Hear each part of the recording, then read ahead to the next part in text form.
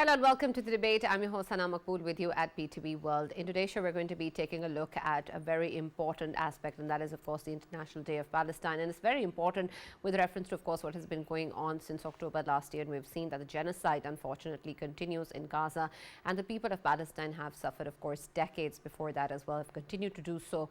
And today, of course, is that day that marks the adoption of the resolution. However, whenever we take a look at the situation on ground and in practical terms, it hasn't had much value in terms of affecting the lives of the people of Palestine, and the struggle unfortunately continues. And we have seen in the past year alone that the genocide has intensified, and the entire world has witnessed that online, and it has been documented and shared. And however, the ways in which that we have seen it become unbelievably horrible, it still seems it's not enough for the creation of Palestine and a free state for the people of Palestine. And this is extremely important, something of course Pakistan has stood by for many years now, and has spoken against Israel, of course, with regards to the genocidal acts. But what really is the way forward in terms of engaging with the people of Palestine and Israel, and make the situation peaceful for the people of Palestine and for this genocide to end? It will take perhaps much more than the observance of these particular days, but it is a welcome step with reference to the entire body, who's of course responsible for the international community and put forward these laws and regulations. And so I want, of course, to take a look at in today's show at what really is the way forward in terms of the current situation, try and understand it in its clarity, and then also take a look forward in terms of what can be done. And this, of course, will be the focus of our discussion today. For this and more, as always, in the studio, I've been joined by senior analyst Farrukh Pitafi and Raja Faisal, and we've also been joined online by former ambassador Dr. Jamil Khan. Thank you very much, Dr. Jamil, for joining us and being a part of the discussion today. And I'll start with you with what has been going on. It's, of course, not the first time we're touching upon the issue of Palestine, and it is not, of course, just October 7th last year where it all began.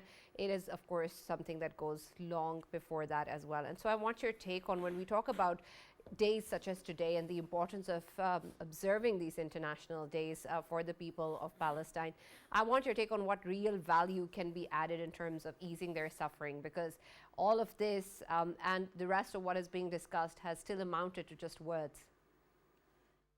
Well, where the world leaders seems very helpless in the face of the powerful countries and the powerful world leaders, and particularly those who have the veto powers. I think this observing such days for Palestine, it definitely raises the world conscious, but it has been going on now. It's about 400, over 400 days, about 14 months has passed, and 421 days they have already spent in, killing and massacring and slaughtering people around. Initially it was a concentration camp, and then that was converted into a slaughterhouse almost. And with the result that everyone knows that there's over 44,000 people killed, and more than 110,000 people injured.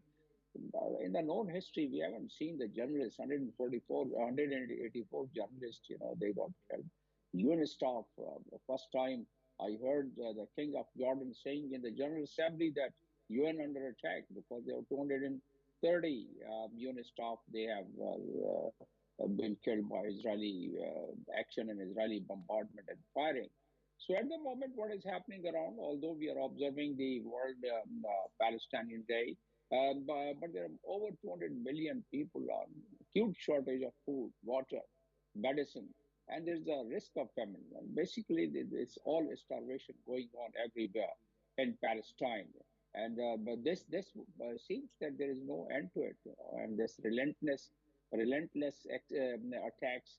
Even the last 24 hours, one of the last hospitals has been attacked, and the CEO of the hospital, the in charge of the hospital, has been killed in that attack, and the patients, the injured who are lying in the hospital helpless. And so all these, the series of miseries, the ambulance being fired, that's yesterday night, the ambulance which were rescuing the injured to the hospital was fired upon, and not only that, and later on the hospital itself was attacked and bombed by the Israeli. Imagine the supply of 825 tons of bombs and explosives supplied to Israel. It's being used, it's being used by Israel in its full throttle.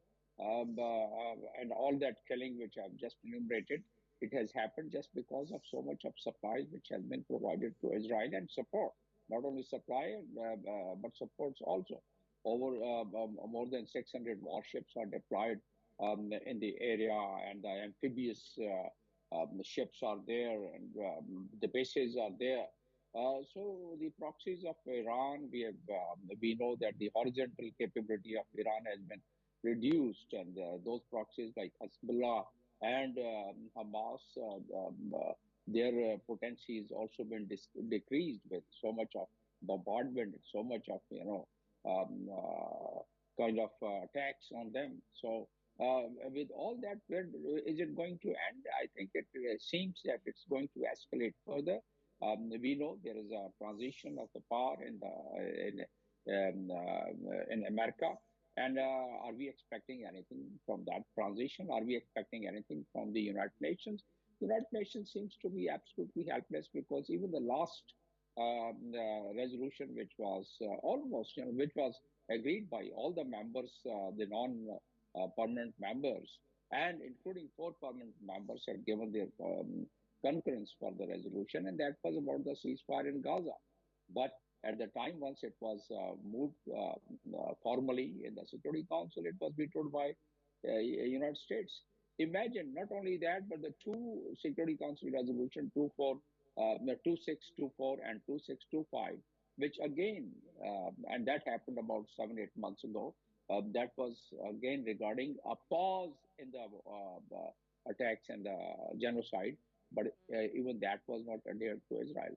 Imagine the last just 3 days, there has been an agreement of the ceasefire with Lebanon, and see what is happening around the violation.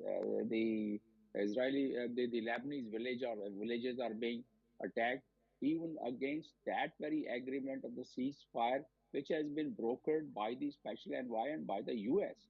So Israel was very clear, even while Lebanon was being brokered, the ceasefire was being brokered, and I know some of the Lebanese families, they started moving, and even now they are moving to their villages in the southern part of Lebanon and northern part of from Israel. The after the buffer zone, all these villages which was vacated, and Israeli soldiers are still present in that buffer zone, and they go attack those villages, come back, and last night once they attacked, they said, no, we have not violated. In fact, we saw the movement of Hezbollah rocket launchers, so we had to neutralize it. And at the time of agreement, the Lebanon government was very clear that they are not going to really agree to any of this authority to Lebanon to attack a sovereign country after this agreement. So they did not respect 1701 ceasefire agreement, which happened in 2006. And that still stands valid, in which the UN peacekeeping force are there, and even the UN peacekeeping force members have been killed last couple of weeks. So all these description and illustration, where does it take us?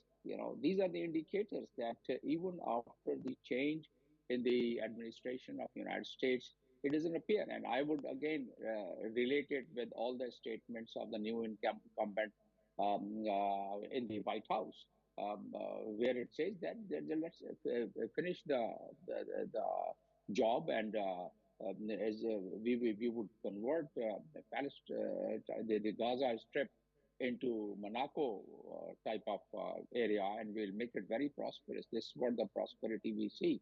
We were hoping some kind of a calmness in Lebanon, and still I hope about that, because that could have been a gift to the new government in Israel. But the way it's happening now, it appears that the Iran would automatically be dragged into it, because what happened in Syria last 24 hours. They have built a pressure in Aleppo. The National Syrian Army has been activated again, along with the other opposition leaders. So if we connect all these dots, it means the pressure is being built on the proxies. The pressure is being built on those groups and the components which are opposed to Israel's action. So why they are being opposed? Just as right Netanyahu's statement, it says that Iran at no cost can build its nuclear weapon, and we will make sure that it doesn't happen. What does it imply? And if we correlate it with all other statements in past 3 years, we will get to know that probably they have something in their mind of trying to neutralize, because we have already discussed in your programs that Iran definitely has reached its threshold, and it's not me who is discussing about it. It's the John Bolton who has already said it publicly that Iran has reached that level and they should be neutralized now.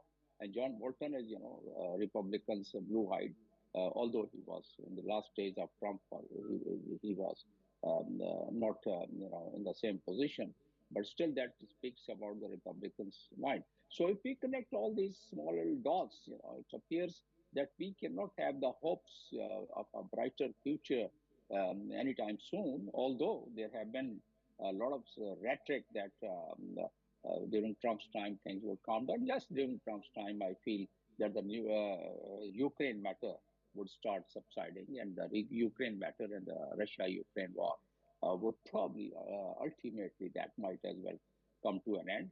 But so far as Gaza is concerned, it's becoming very hard, and it's such a grim situation. The UN is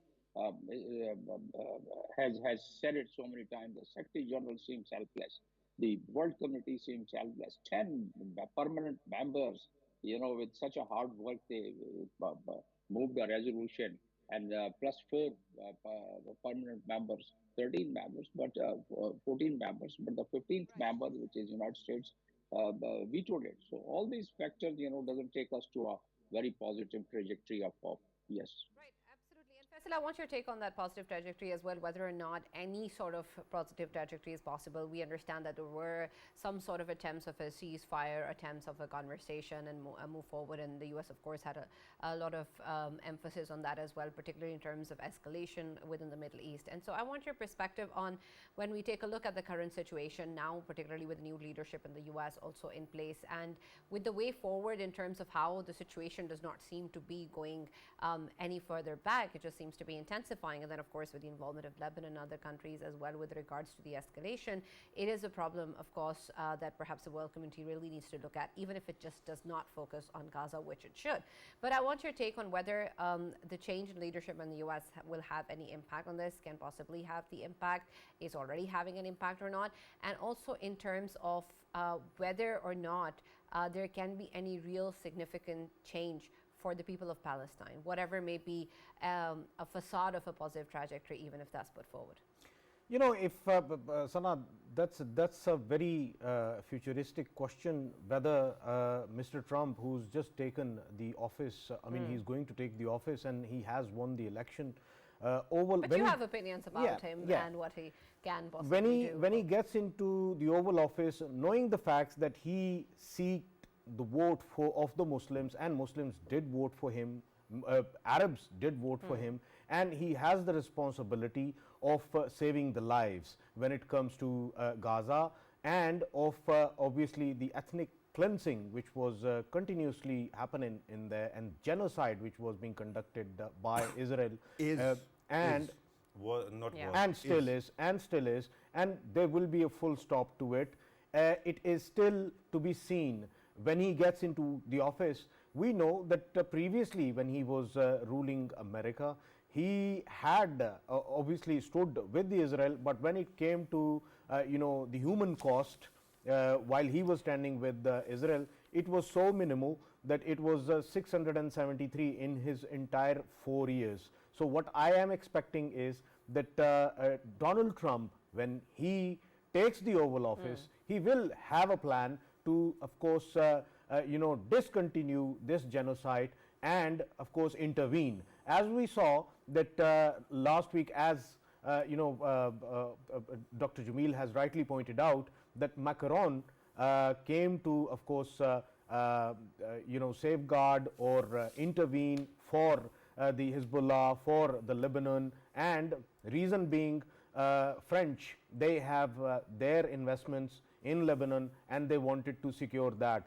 If there is a French investment in there and they can come to, of course, safeguard, then here we have Gazans, where I am pretty much sure none of the Western countries, they have any investments in there. So the only reason somebody can help them out is and that is that they are human beings. And if there is any iota of humanity left in the world, especially in the Western world, I expect them to come to safeguard them as well, as they are humans as well. But when it comes to, of course, Gaza, we are not seeing it yet.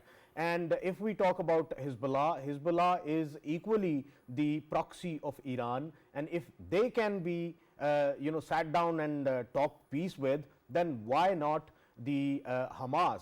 And at the same time, we know that they have been putting pressure since the day one. I mean, they have been putting pressure on the people to, of course, eventually leave Gaza so that it can be an open ground for them and they can, as Dr. Jamil has rightly pointed out, turn it into Monaco. But if people are resisting, if people are not giving away their resilience of Gaza, which we have been seeing that year after year, the resilience, the resistance, it never ends.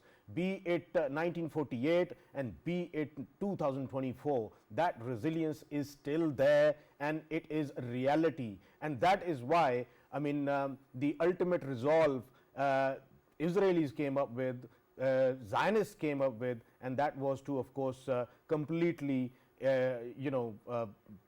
annihilate them and completely apply the genocide on them, so that they can simply either leave the place or die there, and they can simply engulf Gaza into their own territory. But so far, of course, that resilience is there. Sana, I wanted to highlight that expecting sanity from Israeli side, it is not possible. Reason being, if we take the example of late 1940s, we know that there were even the British installments, they were getting sort of bombed by the Zionists in there, so that they can leave and they can simply hand over the controls to the Zionists and they can declare it as their own country. Okay. And if we talk about the 50s, talk about the 60s, war after war and discrimination after discrimination, we have been seeing, and the very British and the very Americans, they were the sort of helping hand when it comes to giving them arms, when it comes to, of course, assisting them to carry out whatever the genocidal designs they have, and they have been carrying out, and nobody was there to stop them.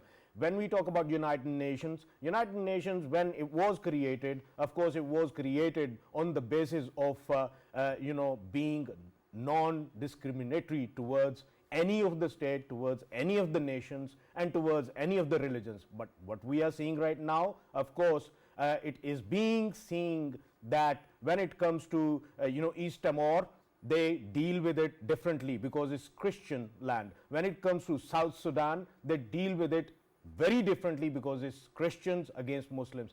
When it comes to Muslims, be it Kashmir, be it Gaza, be it the Palestine overall, it is always the other forces that would get the upper hand. Reason being, they are Muslim, and of course this is the discrimination they have to fight against. Right. I hail the role of OIC. Very recently we saw there was OIC conference that took place in Saudi Arabia, and the clear statements actually came out from there. And still the stance of pre-war 1967, the borders, there is an agreement on. Pakistan sides with the two-state solution, but at the same time Pakistan says that it sticks with OIC's decision to, of course, only accept the borders before 1967's war. If that is not possible for the world, if that is not possible for the United Nations, if that is not possible for the organizations, the other organizations that have been obviously declaring throughout the world that Netanyahu is a war criminal and he must be treated as a war criminal. But at the same time, the Western countries, they did not pay any heed to it. Whenever they want the warrants for any other leader which they want to be taken to the task, of course they side with it. Right. But when one of their very own ally like Netanyahu, a beast that is conducting a genocide right now, and he's a declared beast, and nobody is doing anything. What we are seeing, they are simply rapidifying the process of giving them arms after arms, and that too just for one reason, so that they can finish the business as soon as possible, because even Joe Biden believes that if, as they have been of course claiming in their election speeches as well, that they believe that they are the only ones who can stand with Israel and they can finish the business. That is why we saw that they are even allowing them to,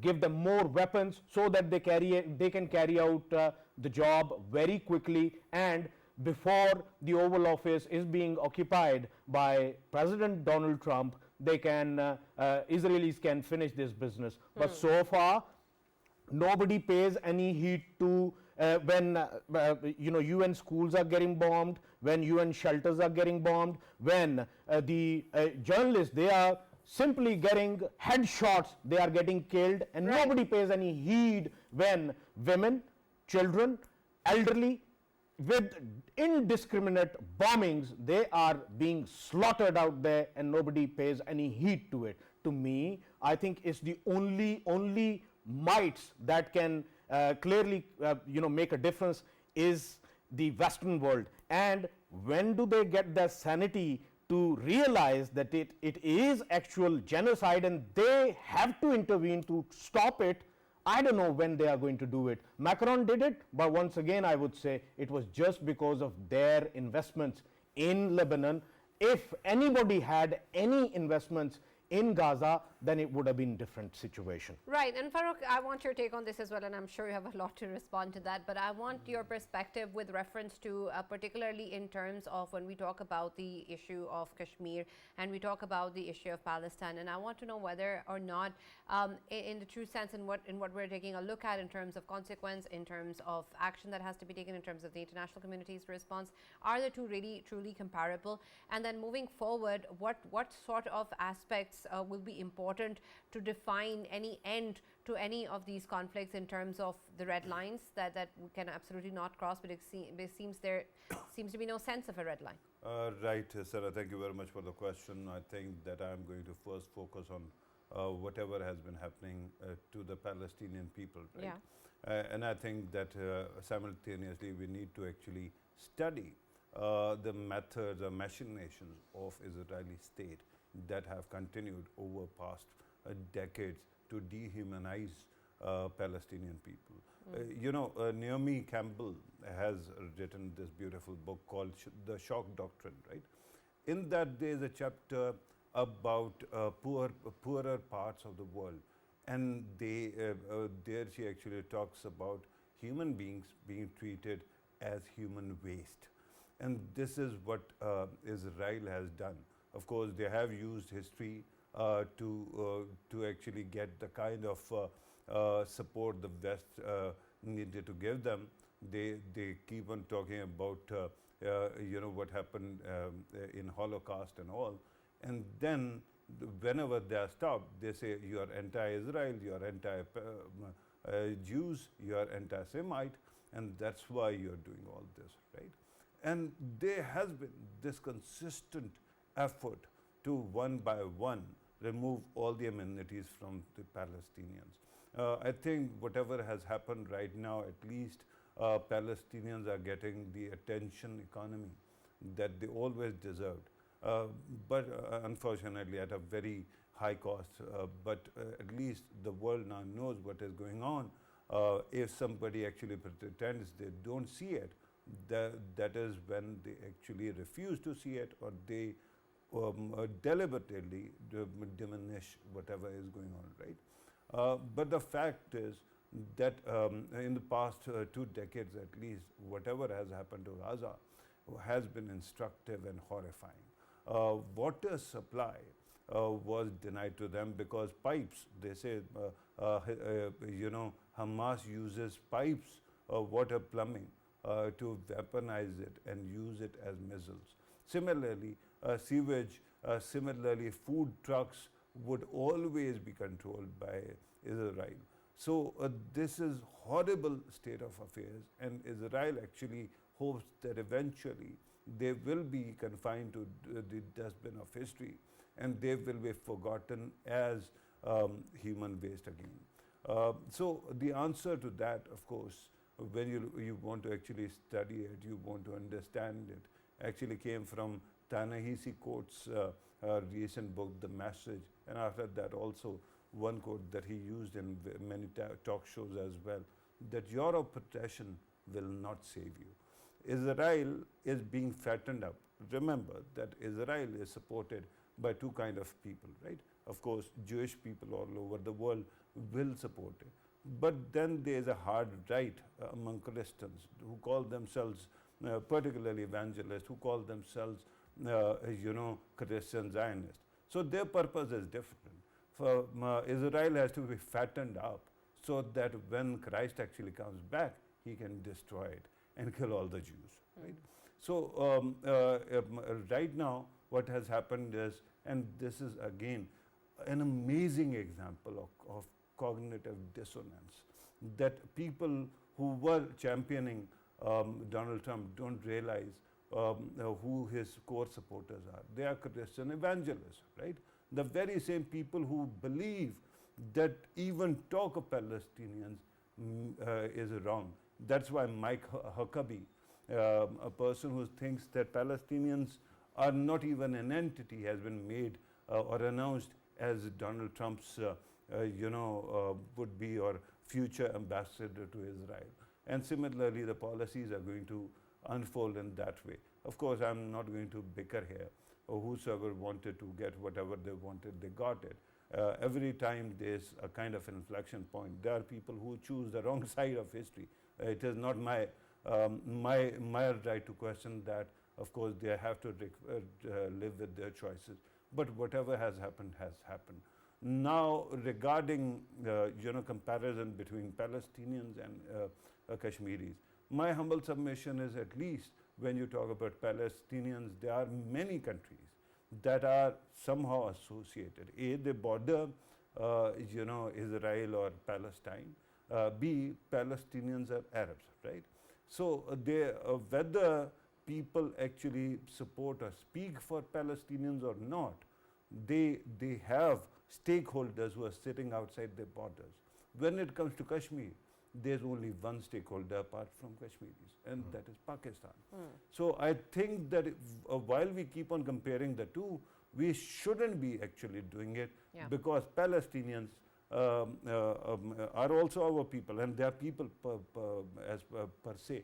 But I think that it is important that the responsibility for Kashmiris is totally on our shoulders. Now, one thing that I wanted to say regarding Palestine, and is I think we need to study what has been happening since 1945 or 47, actually 47, since Israel was created in Palestinian lands. And there's an Urdu, a verse, है जुर्म ज़ईफ़ी की सज़ा मर्ग मफ़ाजात. If you are weak, your interests keep on dying before your eyes, right? The problem again is that Israel is a very small country, but the way they have actually invested in technology, in blackmailing the world, in getting the kind of resources that were needed. I wish we, whether it is Palestinians, Pakistanis, Kashmiris, we also learn how to do that, because that will also help. Right now, before the world's eyes, there is this human suffering. And remember, Gaza is only one part of the Palestinian equation. There are 2, 3 more. One is West Bank. And if you want to actually watch something on that, just go to YouTube and look up John Oliver's segment on West Bank, the way dehumanization has taken place there. And one normal looking guy comes to a Palestinian's house and asks him to actually vacate it because he has to take it over.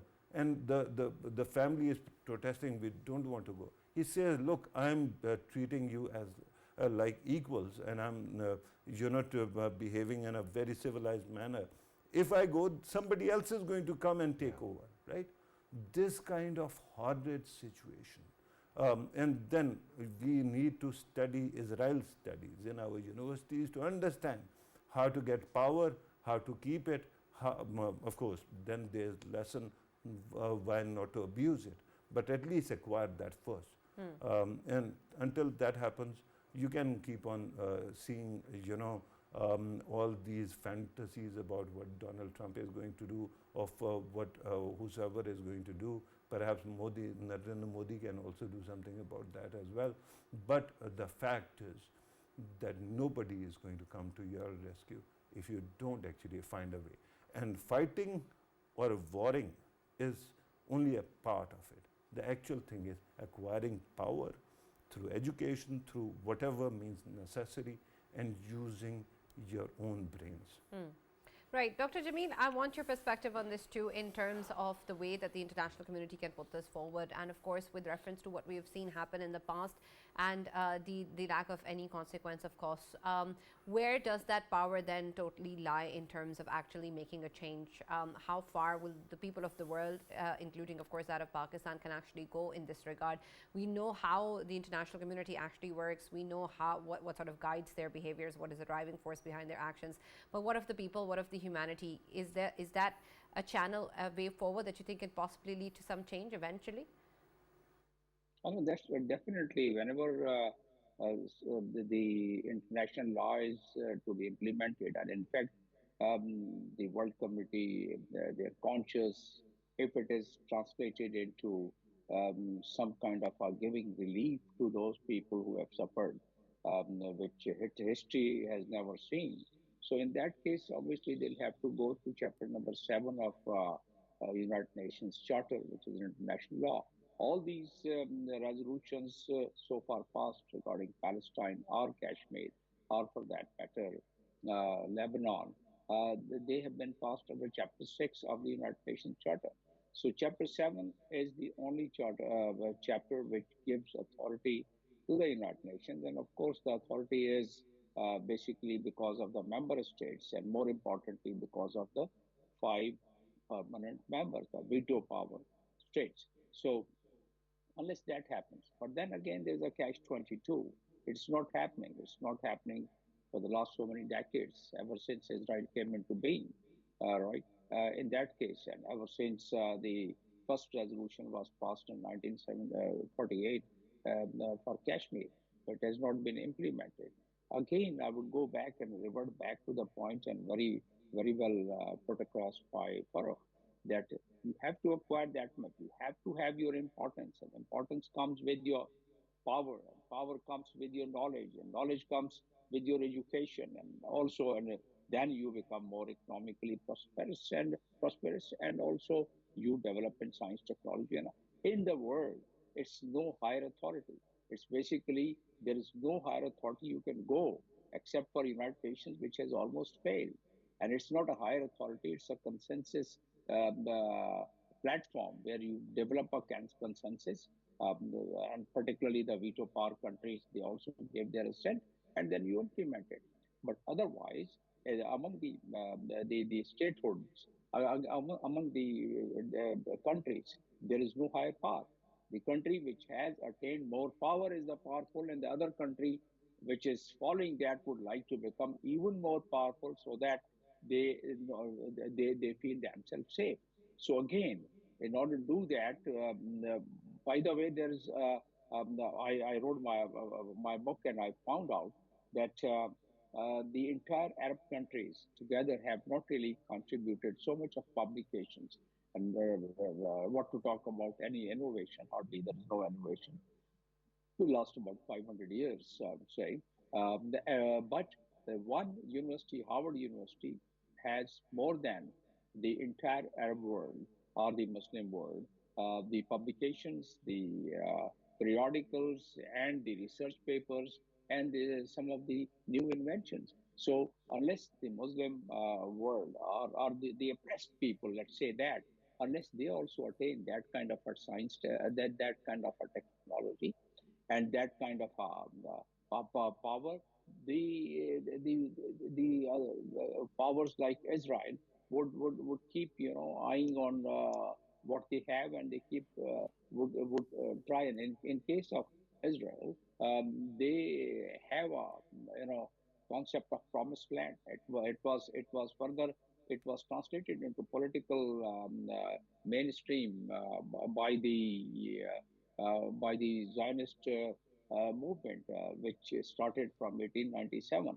So ever since, whatever they had decided and whatever they have had planned, they are going according to that plan. And the expansionism, we were talking about the West Bank, and the West Bank, the kind of people coming and capturing the Palestinian houses, and what is happening to Gaza. The same thing. They are trying to just having the ethnic cleansing, and ultimately, I don't see that the control can come back to the Gazan people. It's basically the Israel is going to have its administration, and you'll see the settlement, expansion of the settlement. We're talking about the OIC resolution of asking the World Committee and passing a resolution, non-binding resolution, uh, that Israel should respect the resolution of the United Nations, in which it says that 1967 boundary should, the Israel should go back to 1967 boundary. In the previous regime of Donald Trump, instead of implementing that, what happened was the Golan Heights, which is included in that 1967 illegal capture, illegal occupation, that was bilaterally recognized as the Israeli sovereign territory. So that is where we stand. The international law is being violated, in front of the entire world, and no one is able to say anything. Reverting back to the same concept, that unless the nations, they have that much, they have attained that much of power in all respects: economic power, knowledge power, innovation power, science, technology, and the weaponry. Unless you have that,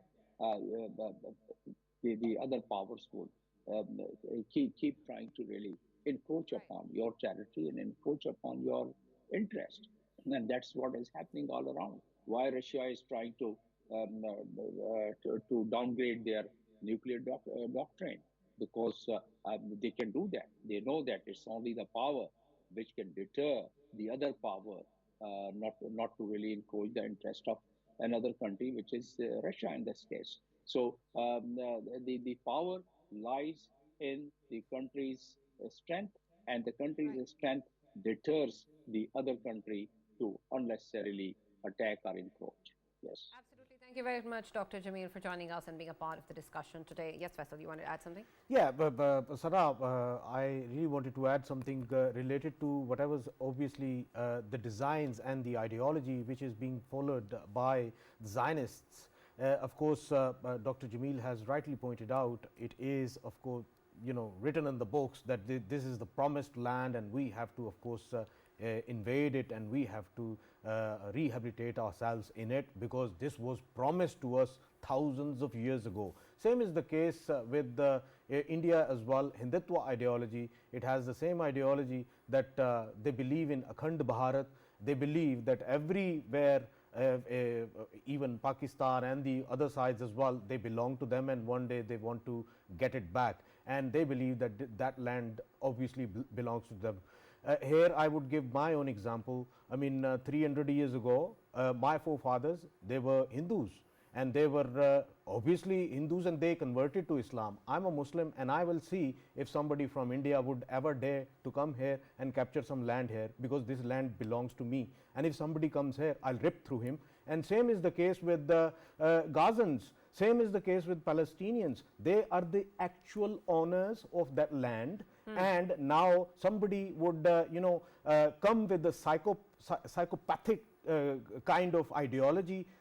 All of these Zionists and Hindutva ideology promoters and the ones who are actually having these ideologies, they are psychopaths. They have mental illness and they need doctors. They need doctors to figure out where do they stand, because to me, they are psychopaths. And I mean, same is the case with Zionists. They believe that, oh, thousands of years ago, this was promised to us. I mean, your land was Europe, and go find somewhere else.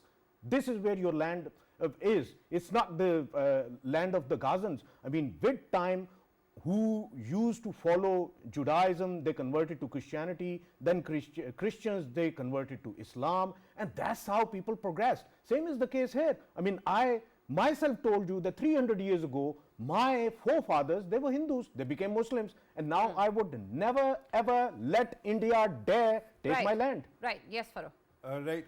I wanted to actually connect to what Ambassador Sir was talking about, especially when it comes to Arab world not producing the kind of research that is needed. I remember that immediately after 9/11, there was a report called Arab Development Report, right, created by the UN. And in that, there was one clear thing. They said the entirety of Muslim world does not produce as many research papers compared to Israel's one university. This is the state of affairs, right? And then there are three deficits they spoke about: freedom, knowledge, and women emancipation. I think these three things are very important. If we start working on these issues now, I'm sure that we will be able to make the difference within the next 5 years, perhaps 10 years. But without that kind of capacity building, the Arab world or even Palestinians or us will not be able to stand up to anybody. Right. Thank you, Farrukh, and thank you, Faisal, for joining us as always in the debate. That's all that we have from the show. We'll now see you on Monday.